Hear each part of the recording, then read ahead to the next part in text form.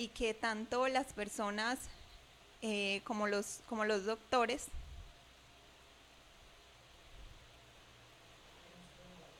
otra vez, ok, y que tanto las personas, los pacientes como los doctores debemos conocer. Los pacientes conocer los síntomas, las complicaciones y los doctores pues conocer cómo es la evolución de la enfermedad, las complicaciones que vamos a buscar en estos pacientes, saber cómo se debe hacer el diagnóstico y cuál es el tratamiento más adecuado. Bueno, déjenme nada más abro acá para poderles responder preguntas y tenerlo acá. Bueno, entonces, el día de hoy nos vamos a enfocar en el tema de la diabetes, ¿sí? ¿Cómo vamos a desarrollar en este tiempecito que vamos a estar? Les voy a explicar qué es la diabetes, cuáles son los tipos de diabetes, cómo reconocer síntomas que se pueden presentar en un paciente que tiene diabetes y lo más importante que quiero que les quede algo es cómo es el monitoreo en un paciente que tiene diabetes. Antes que nada, les quiero decir que esto no es un trabajo para mí. Quiero que quede esto muy claro. Esto no es un trabajo, yo no gano dinero por esto es un hobby para mí, me gusta hacerlo, me hace crecer como médica, como persona y me ayuda a compartirles a las personas que me ven cosas que yo sé que les va a servir, así sea poquito, que va a impactar un poco en la vida de alguna manera. Entonces, bueno, vamos a comenzar con el tema. Bueno, la diabetes es una enfermedad crónica, sí, multisistémica, afecta muchos órganos en el cuerpo y se da principalmente por niveles altos de glucosa en la sangre. Esta plática va a ser tanto para pacientes como para de pronto algún médico, algún estudiante de medicina que me vea. Voy a estar tratando de explicar cosas que para los pacientes son importantes, pero los temas o las palabras que sean de importancia para los médicos simplemente lo vamos a manejar así, como palabras médicas. ¿Listo? A ver. Bueno, muy bien. Voy a saludar antes de empezar a Dani Arango. Le mando un besito porque es súper lindo, síganlo. También a doña Lorena, que la quiero mucho. Bueno, entonces vamos a comenzar. La diabetes es una enfermedad crónica que se puede tratar, que se controla y lo más importante es poder retrasar las complicaciones que a largo plazo esta causa. Es una enfermedad que afecta múltiples órganos, ¿sí? Puede afectar el riñón, afecta el corazón, afecta absolutamente todo. ¿Qué es importante? Hay muchos tipos de diabetes, ¿sí? Nosotros hoy nos vamos a centrar en los dos tipos de diabetes más comunes, que es la diabetes tipo 1 y la diabetes tipo 2. Como les digo, hay muchos otros tipos de diabetes. Hay diabetes gestacional, hay diabetes asociada a síndromes, hay diabetes generadas por medicamentos, generada por infecciones y generada por afectaciones, por ejemplo, del páncreas. Pero en eso no nos vamos a involucrar, nos vamos a concentrar el día de hoy en lo que es la diabetes tipo 1 y la diabetes tipo 2, que es la gran mayoría de las presentaciones que vamos a encontrar en los pacientes. Vamos a hablar un poquito de lo que es la diabetes tipo 1, ¿sí? La diabetes tipo 1 es una enfermedad que se produce por una reacción inmune del cuerpo frente a lo que son las células beta del páncreas. Estas células son las que están encargadas de la producción de insulina, ¿sí? Entonces, estos pacientes diabéticos tipo 1 tienen destrucción de estas células y por ende tienen una reserva, o sea, no hay nada de insulina, ¿sí? Estos pacientes tienen deficiencia absoluta de lo que es la insulina. Y la diabetes tipo 2 es diferente. En la diabetes tipo 2 lo que hay, no hay como tal una deficiencia total, pero se va dando durante la evolución de la enfermedad, se va dando lo que es una resistencia a la insulina. Y estos pacientes, la producción de insulina va disminuyendo conforme va avanzando la enfermedad. ¿Cómo vamos a reconocer o a saber si tenemos diabetes? o qué tipo de diabetes es. No hay nada, no hay clínica, no hay exámenes de laboratorio, no hay nada que nos dé como tal decir es que es diabetes tipo 1 o es que es diabetes tipo 2. Hay características que nos ayudan a guiarnos por una y por otra, pero en los últimos años se ha visto que, por ejemplo, los diabetes tipo 1 que se presentan más en la edad de la niñez, pues estos pacientes han estado presentando más en la edad de la pubertad, adultez, y lo contrario pasa. Los diabetes tipo 2, que generalmente se presentan en la pubertad, en la adultez, se pueden estar presentando en la vida de la niñez o en la niñez. Entonces es muy difícil decir como tal por clínica o solo por edad que sea un tipo u otro. Y esto es muy importante saberlo identificar porque el tratamiento es totalmente diferente en estos pacientes. No se les olvide que la diabetes tipo 1 tiene destrucción total de las células. El paciente no produce insulina, que la insulina es la que nos ayuda a regular los niveles de glucosa o de azúcar en la sangre, ¿sí? Y los diabetes tipo 2 sí tienen poquita reserva, pero van haciendo resistencia a la insulina durante la evolución de la enfermedad. Entonces, ¿cómo vamos a poder identificar más o menos la diabetes?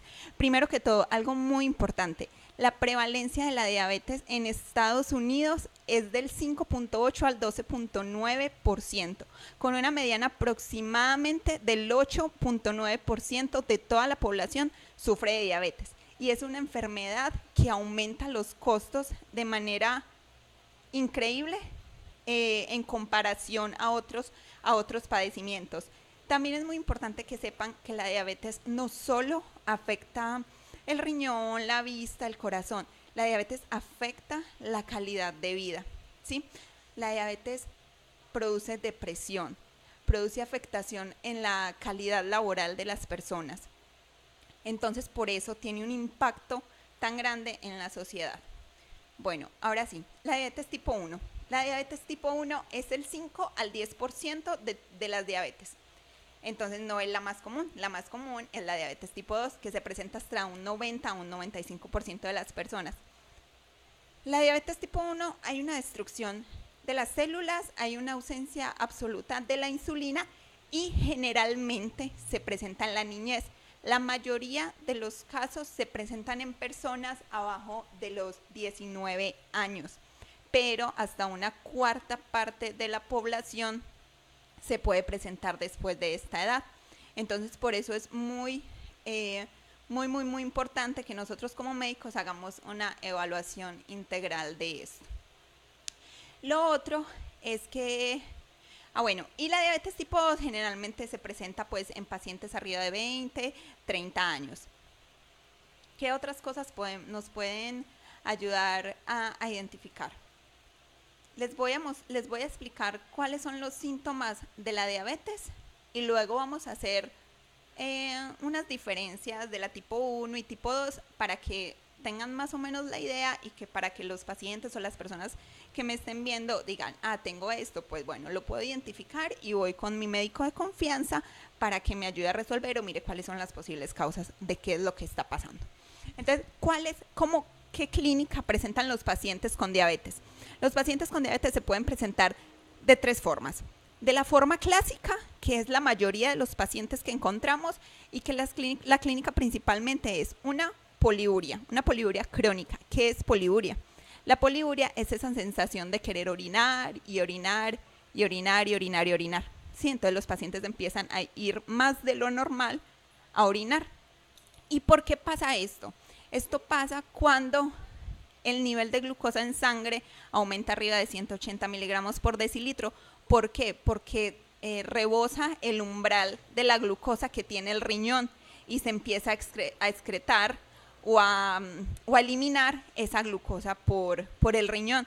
Entonces, aparte que nos causa poliuria, nos causa hipovolemia. ¿Hipovolemia qué es? Bajo volumen en la sangre.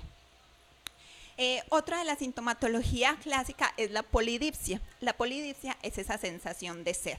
Los pacientes comienzan a tener mucha sed. ¿Y por qué se da esto? La sed se produce porque al haber aumento de la glucosa en sangre, la osmolaridad sérica aumenta y eso es lo que nos produce que tengamos mucha sed a los pacientes que tienen diabetes.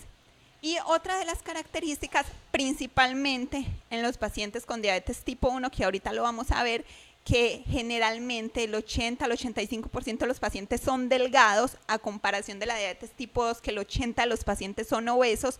En los pacientes tipo 1 hay una pérdida de peso. ¿Por qué se da la pérdida de peso? Se da principalmente por la hipovolemia y se da por el aumento del catabolismo que tienen estos pacientes. Los niños con diabetes tienen una deficiencia o tienen una dificultad para metabolizar lo que es la glucosa en todo el sistema musculoesquelético. Entonces lo que pasa es que se degradan las grasas y el músculo. Y el niño comienza a tener hambre porque está degradando todo eso y está aumentando su catabolismo. Pero al progresar la enfermedad, siempre va a terminar de haber más sed que más hambre. ¿Listo? Y esto lo que va a causar es que se produzcan, los que saben de medicina me van a entender, se produzcan cetonas en la sangre y esto nos va a ayudar o va a llevar al paciente a que tenga náuseas, a que tenga vómito y a que tenga hiporexia, que es las ganas de no comer, y por ende va a haber una pérdida de peso. Déjenme miro los mensajitos.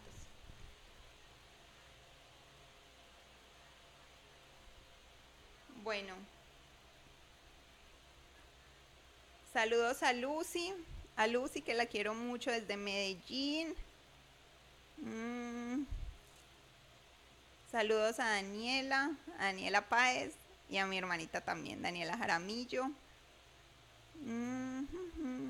Bueno, muy bien. Al ratito veo los de Instagram. Bueno, por favor, por aquí que tomen moringa. No, la moringa no sirve para la diabetes. Eso es otra cosa. Pero ahorita más adelante lo vamos a ver. Bueno, entonces, sabiendo más o menos la sintomatología, entonces, la mayoría de todos los pacientes, mucha sed, muchas ganas de orinar, y generalmente en los pacientes que son tipo 1, que es por una destrucción autoinmune o inmunitaria, se presenta una pérdida de peso y se presenta el aumento o las ganas de querer estar comiendo.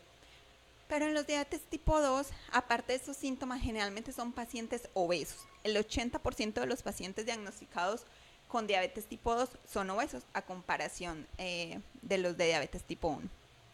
Entonces, espero que les hayan quedado claros los síntomas. ¿Cuáles son las diferencias que nos pueden ayudar? Entonces, por ejemplo, bueno, esa es una de las formas clásicas, ¿sí? Clásicas de la presentación de la diabetes. Otra forma en la que podemos encontrar la diabetes es con una complicación aguda, ¿sí?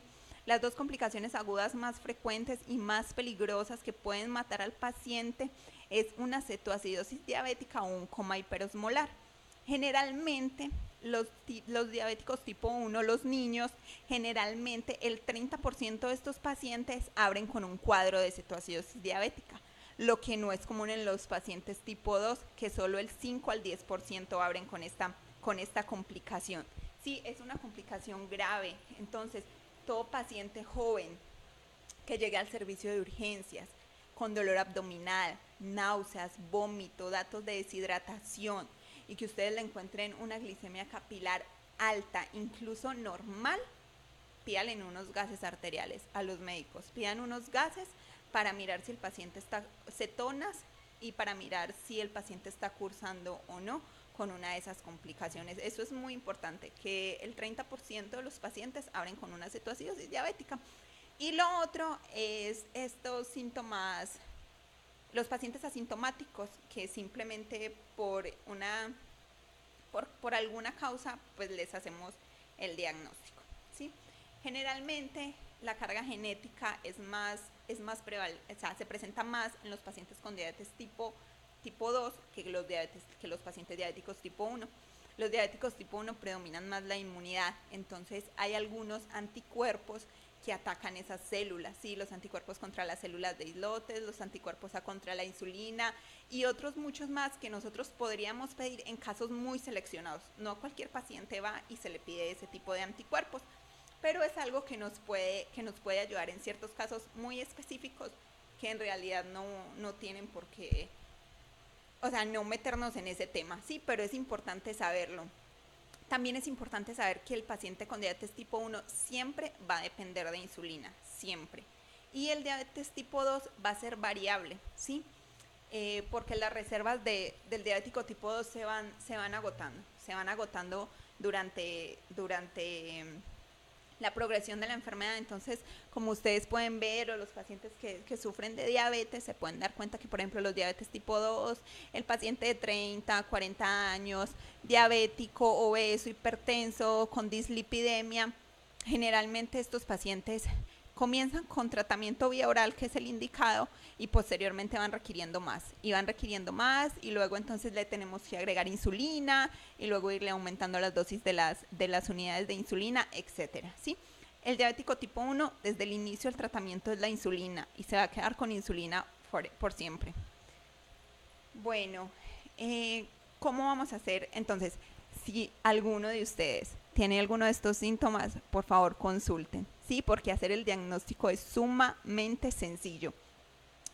Y prevenir las complicaciones son muy importantes, porque de verdad son complicaciones que afectan mucho, mucho la calidad de vida de los pacientes. Ya me dio calor. Bueno, entonces, ¿cómo vamos a hacer el diagnóstico? Las guías recomiendan 4 parámetros, o tenemos 4 parámetros para hacer el diagnóstico. Entonces, si tienes alguno de estos síntomas, vas donde tu médico y él te puede hacer alguno de los siguientes exámenes. Te pueden tomar una glucosa en sangre, ¿sí?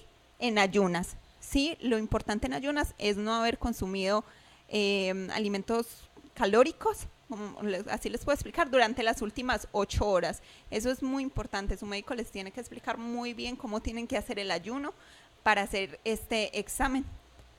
Y si tenemos arriba o igual de 126 en 2 ocasiones, es criterio para hacer diagnóstico.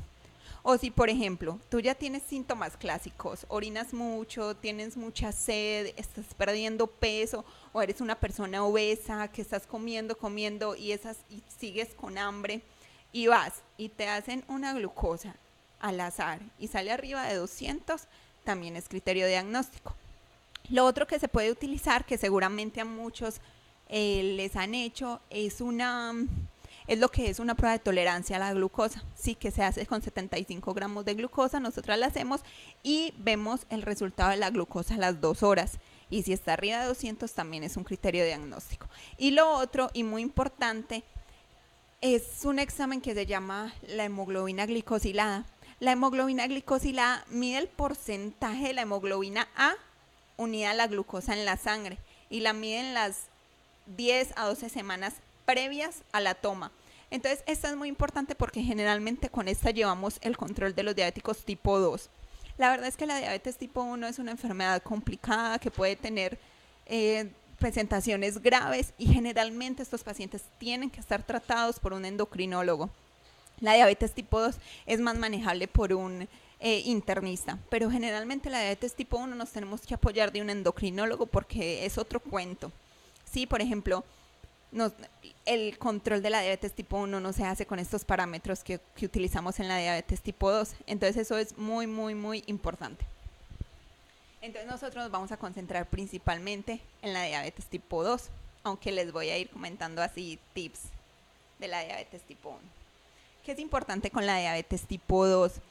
La diabetes tipo 2 tiene un inicio más silencioso, ¿sí? Un inicio menos agresivo, más pausado, más lento, ¿sí? Entonces, generalmente, al contrario de lo que es la diabetes tipo 1, que tiene un inicio muy agresivo y muy abrupto, ¿sí? La diabetes tipo 2 es silenciosa. Entonces, generalmente, cuando nosotros hacemos un diagnóstico de diabetes tipo 2, ese paciente probablemente tiene la enfermedad desde hace varios años. Entonces, por eso es tan importante el monitoreo, que ahorita lo vamos a ver, porque generalmente estos pacientes presentan alguna de las complicaciones crónicas de la diabetes y necesitan que hagamos una intervención oportuna para retrasar un poquito lo que son todas estas complicaciones. Bueno, ¿Qué más es importante? Ya sabemos identificar síntomas, ¿verdad? Ya sabemos que debemos de ir con nuestro médico si tenemos alguno de estos y ya sabemos cómo se debe hacer el diagnóstico y más o menos cuáles son las diferencias entre las dos principales, porque como ya sabemos hay muchísimas otras. Bueno, déjenme reviso por acá.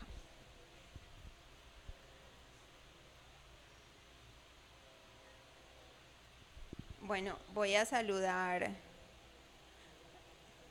A ver, déjeme. Bueno, por acá Dani pregunta que qué le puede pasar si no se toma su tratamiento. Bueno, ahorita les voy a explicar, pero la verdad es que el tener un adecuado control de la glucosa definitivamente disminuye principalmente las complicaciones cardiovasculares. Ahora lo vamos a ver. Le mando un saludito a Stephanie Borges, le mando un beso. También le mando un besito a mi mamá.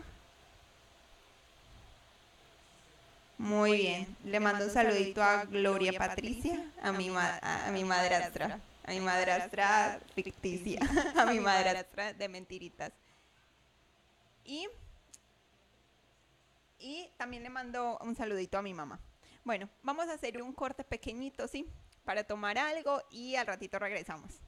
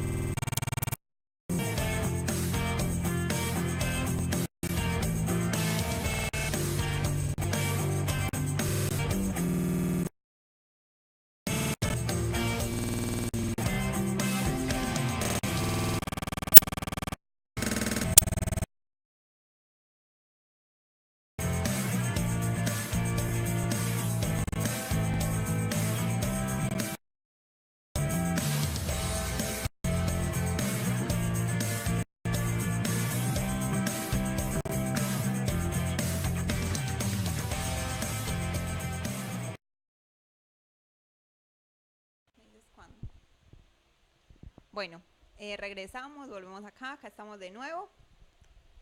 Y bueno, por acá hacen unas preguntas.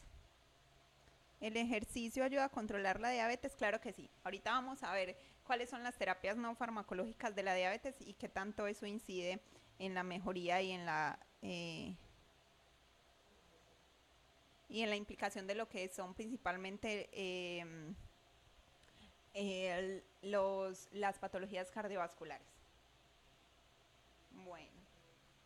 Bueno, muy bien, vamos a continuar. Bueno, vamos a hablar un poquito de cómo se debe hacer el monitoreo de un paciente con diabetes y qué es lo más importante y qué es lo que los doctores deben hacer y qué es lo que los pacientes deben tratar de identificar, ¿sí? Cuando te llega a consulta, voy a ir mezclando el tipo 2 y el tipo 1 porque generalmente son controles un poquito diferentes. Ya sabemos que la diabetes tipo 2 es mucho más silenciosa, se presenta de una manera más lenta, entonces estos pacientes presentan complicaciones mucho más rápidos y eso es importante porque el control en ellos es mucho más riguroso. Entonces es importante saber que los pacientes que son más que todo la tipo 2, que es más común en pacientes adultos, en pacientes obesos, se presenta principalmente lenta. Entonces generalmente estos pacientes ya tienen complicaciones. Los diabéticos tipo 1, como es un inicio más brusco, más rápido, estos pacientes generalmente no tienen complicaciones en el momento del diagnóstico, ¿sí? Pero hay que hacer un control porque durante la enfermedad se van a desarrollar en algún momento. Entonces, bueno, por ejemplo, llega a la consulta una paciente diabética o con datos clínica de diabetes, le tomamos exámenes y le hacemos el diagnóstico. ¿Qué tenemos que hacer en esa primera cita médica? Aparte de que ya sabemos que trae la glucosa alta, ya le hicimos el diagnóstico. Lo primero es influir mucho sobre el tabaco. El tabaco o el cigarrillo, como le digan, es un factor de riesgo increíble para las enfermedades cardiovasculares. Y estos pacientes, por ende, o sea, ya tienen un factor de riesgo para sufrir un infarto, para sufrir un accidente cerebrovascular, para tener enfermedad arterial periférica, para tener angina, para tener daño en la microvasculatura. Entonces, influir sobre el tabaco siempre va a ser muy importante. A estos pacientes los tenemos que citar entre 2 y 3 veces al año y en cada cita influir sobre eso. No se les puede olvidar y por favor los pacientes que tengan diagnóstico de diabetes dejen el tabaco porque sí influye mucho y sí disminuye mucho la incidencia de infartos, de accidentes cerebrovasculares y lo que les acabé de decir. Lo otro sumamente importante es la presión arterial. Todo esto, todas estas cosas que hacemos, todas estas intervenciones que hacemos en la consulta es con el fin de disminuir el riesgo cardiovascular y de disminuir complicaciones y de detectarlas rápido para hacer una intervención oportuna. Entonces la presión arterial, mantener la presión arterial sobre los rangos deseados, individualizando cada paciente es sumamente importante. Entonces, en cada cita que el paciente tenga las recomendaciones de no tomar café, de no haber corrido, de haber dormido bien, de no haber fumado, etcétera, antes de llegar a la consulta y debemos de siempre checar lo que es la presión arterial y si por alguna razón está dentro de las metas, individualizando cada paciente, debemos hacer una intervención ahí, ¿sí? Se tiene que dar un tratamiento agresivo a la TA y controlarla. Bueno, lo otro muy importante es, recuerden que las principales complicaciones crónicas de la diabetes son la nefropatía, que son alteraciones renales, la neuropatía, que son alteraciones en la microvasculatura, y lo otro es la retinopatía, ¿sí? La ceguera a causa de la diabetes es una de las más prevalentes. Entonces, recordando eso, debemos tener en cuenta que cada año el paciente con diabetes tipo 2, al inicio y anualmente, el paciente con diabetes tipo 2 se le tiene que hacer un examen oftalmológico, ¿sí? Si a este paciente por alguna razón le detectamos algún dato de retinopatía diabética, esas consultas se tienen que acortar, pero si no hay nada, las podemos diferir a 1 a 2 años. Lo contrario que lo que pasa en los pacientes diabéticos tipo 1. Generalmente a estos pacientes le hacemos el control a los 5 años del diagnóstico, porque es sumamente raro que estos pacientes tan jóvenes tengan ya afectación en alguno de los órganos, ¿sí? Bueno, lo otro que es muy, muy, muy importante es la evaluación renal. Anualmente, al inicio y anualmente siempre tenemos que tener niveles de creatinina y niveles de albúmina en la orina y en los pacientes. ¿Por qué? Porque hay un valor normal que nosotros los médicos manejamos de la albúmina en orina, que es como 30 gramos. Es lo normal al día. 30 miligramos al día, perdón. Pero cuando un paciente está en ese rango entre 30 y 300 de albuminuria al día, es cuando a nosotros se nos prende el foco y decimos, bueno, este paciente puede tener, o sea, de hecho es criterio para decir, el paciente puede tener una nefropatía diabética. Pero es muy importante algo. Para hacer este diagnóstico debemos tener al menos 2 tomas con esas alteraciones. Y otra cosa es que hay albuminuria o que el paciente, para que me entiendan, es que se esté dañando el riñón porque se están filtrando tipo proteínas. Entonces es muy importante saber que hay cosas que nos pueden dar falsos positivos, o sea, nos pueden estar dando albuminuria sin necesidad de que el paciente lo tenga. Entonces, por ejemplo, pacientes con datos de infección, con fiebre, pacientes que realicen mucho ejercicio, pacientes con insuficiencia cardíaca, incluso pacientes con mal control en la glicemia, nos dan un falso positivo. Por ello es que tenemos que hacer un control de al menos 2 veces. Entonces eso es muy importante. Igual los diabéticos tipo 2 desde el inicio y anualmente, y los diabéticos tipo 1 a los 5 años. La otra cosa muy importante a evaluar es la cavidad oral. Sí, los pacientes tienen que tener anualmente una cita con un odontólogo y prevenir los datos, identificar los datos y prevenir las complicaciones periodontales que se puedan presentar, porque como no es común que los pacientes presenten, pero puede llegar a ser grave, porque es un paciente que está inmunocomprometido por su patología de base. Entonces es muy importante cuidar eso. La siguiente cosa que tenemos que cuidar es la cita psicológica. Estos pacientes presentan depresión, presentan estrés, ¿sí? Si afecta su calidad de vida, si afecta su calidad laboral, su desempeño laboral. Entonces esto también es sumamente importante. Y en cuanto a laboratorios, algo muy importante que debemos monitorizar es la dislipidemia. La dislipidemia es colesterol, triglicéridos, etcétera. Tener controlado esto nos disminuye el riesgo cardiovascular, que son las principales causas de muerte y las complicaciones en los pacientes que sufren de diabetes. Entonces nosotros como médicos tenemos metas muy importantes. Pacientes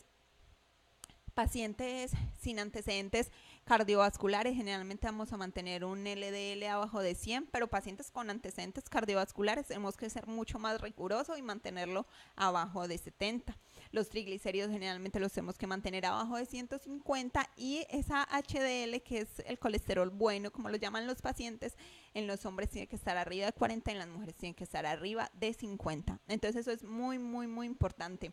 Otra de las cosas es el monitoreo de la glucosa. ¿Cómo lo vamos a hacer? Principalmente en los diabéticos tipo 2, con la hemoglobina glicosilada.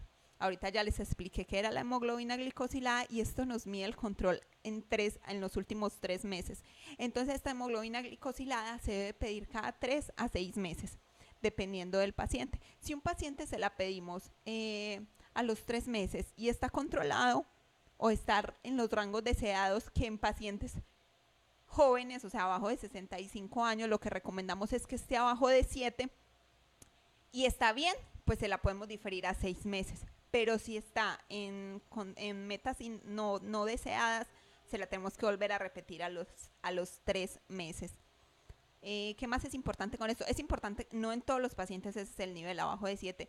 Pacientes mayores de 65 años, pacientes con comorbilidades, pacientes con cáncer, pacientes terminales, le podemos dar chancecito de que sea arriba de 8 para evitar principalmente las hipoglicemias. ¿Qué más es importante aparte de eso? Bueno, es principalmente eso. Y la otra cosa sumamente importante es lo que es el cuidado de los pies y la neuropatía. Sí, ¿cómo vamos? permítame un segundito. Es que se me va a descargar el celular, entonces lo voy a conectar.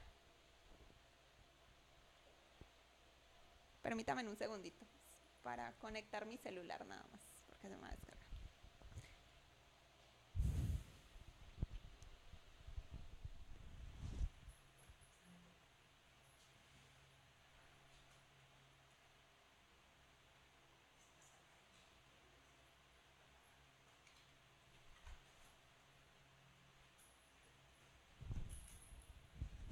Bueno, perdón.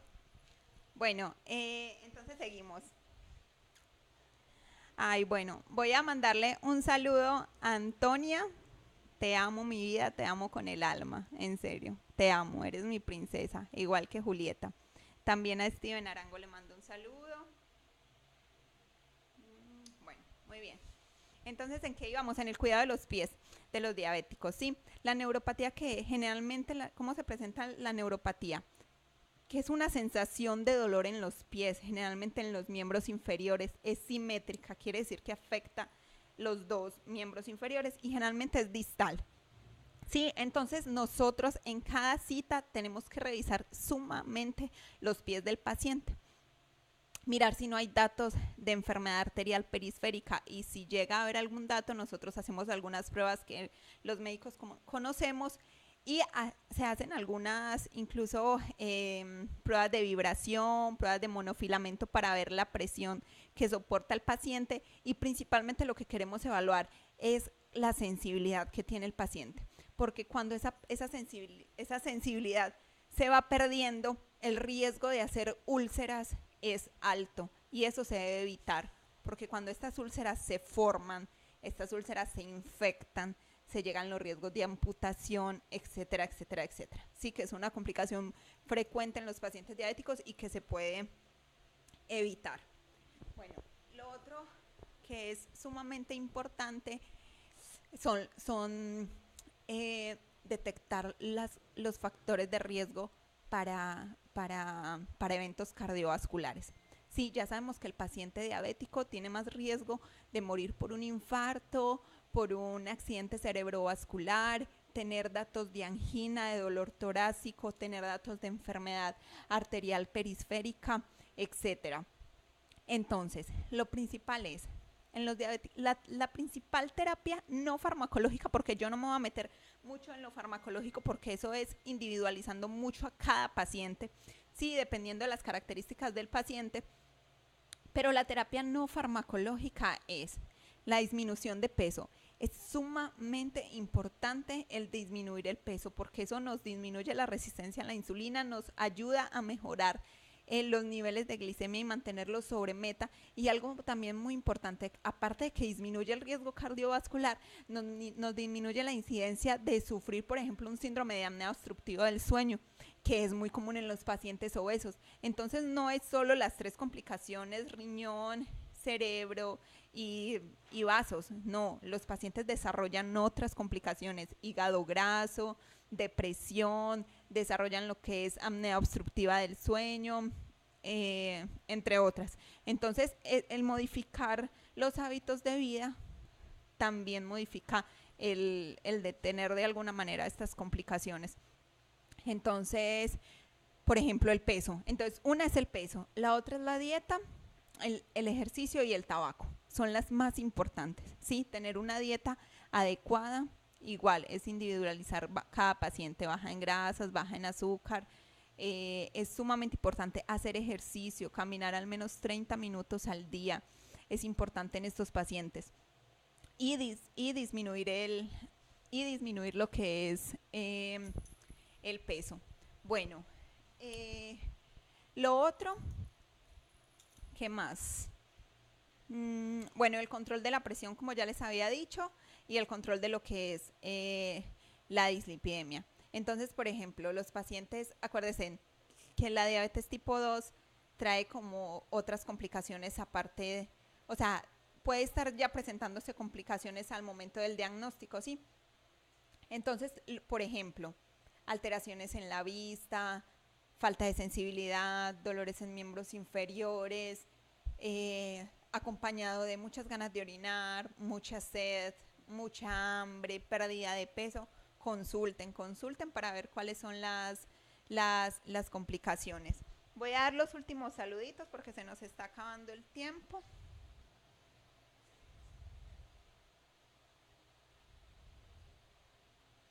¿Puedo dejar la insulina si elimino las galletas dulces de la dieta? No. Recuerden que la diabetes tipo 1 es ausencia total de la insulina. Si el doctor te recomienda la insulina es porque la necesitas. Entonces, nada de estar dejándose de tomar sus medicamentos, nada de dejar de estar aplicándose su insulina y mucho menos, por favor, nada de estar tomando medicamentos naturistas, ni moringa, ni ginkgo biloba, nada de esas cosas. Por favor, eso aumenta el riesgo de otros tipos de enfermedades y otras complicaciones, así que por favor, no lo hagan. Y bueno, ya se nos está acabando el tiempo. Yo me voy despidiendo. Espero que les haya gustado, que haya sido de ayuda para algunas personas, que sepan identificar cuáles son las complicaciones, que sepan identificar cuáles son los síntomas que se pueden estar presentando y que pueden llevarlos al desarrollo de diabetes. Recuerden seguirme en mi página de Instagram, @doctora Liz Jaramillo, y en mi Facebook, Liz Jaramillo. Aquí podrán encontrar de todas maneras el video, ya ahí queda grabado para que lo vean. A los que les interese, les mando un beso, muchas gracias y nos vemos el próximo jueves de 4 a 5 por Antena X.